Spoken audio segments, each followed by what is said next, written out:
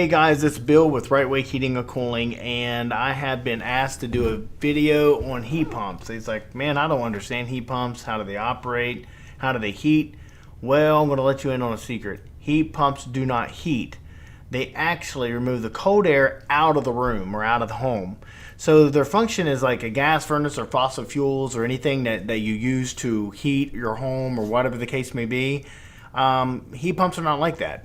Heat pumps, basically, the way that it works is you can't turn hot air into cold air, and you can't turn cold air into hot air. You have to remove the hot air in order for it to be cold, and you have to remove the cold air in order for it to be hot. So basically, heat pumps work this way. Inside of your furnace, or most of the time in an air handler, it could be above or below, or depending on the situation, but there's an evaporator coil.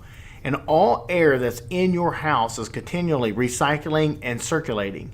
That air passes through that coil, and that coil absorbs the cold air and ships that outside. So if you go outside and you have a heat pump and you want to know it's working, it's real simple. Put your hand above that heat pump, and that air that's hitting your hand in a conventional air-to-air heat pump, that air that's hitting your hand is cold air. So it's normally about 10 degrees plus from the outside temperature. So for like 70 degrees, probably looking at about 60 degrees coming out of there, it's going to be much colder. And you're going to know immediately, wow, that's cold. That's basically how a heat pump works. Now, also a few other things. Your heat pump is a combined split system. So when you're talking about a conventional residential home, all right, so for the most part in a conventional residential home, you have an indoor unit, outdoor unit split system. Here in Columbus, Ohio, it's the most common. And outside you is basically, a lot of people say, well, where is my heat pump? Well, your heat pump in a split system conventional, like I said, most of the time in Columbus, Ohio, is outside. And when you walk outside, that split system, that basically is your heat pump. And then you have lines that go inside to the evaporator coil, and you use the airflow from the air handler or the electric furnace, or here where we're at, auxiliary furnace, and that's what blows the air into the house. So if it gets extremely cold outside, okay, let's forgo on, when I say extremely cold, I'm talking like down to 10 degrees. Most heat pumps are pretty efficient down to about 10 degrees. So a lot of people say once they're below 30 degrees, they're not efficient. That's not true. Heat pumps lose efficiency, but they still operate down to right around 10 to 5 degrees, somewhere in that area. And then once it gets too cold, there's too much cold air in the air, and there's, at that point in time, then you'll have auxiliary heat kick in, which is electric strips. So that's a electric furnace, basically what's going on. Then yes, they can be expensive to run, and that's why people don't just heat with those, is because they're ideally pretty expensive to run. So your auxiliary strips will come on and operate together with your heat pump in order to heat your home at that point in time. Now we are adding heat to the air in addition to removing cold air at the same time. So normally the evaporator coil sits below for that reason. So when the evaporator coil sits below, above that is the heating elements that's adding heat to the air, and down here is your evaporator coil that's pulling cold air out of the air.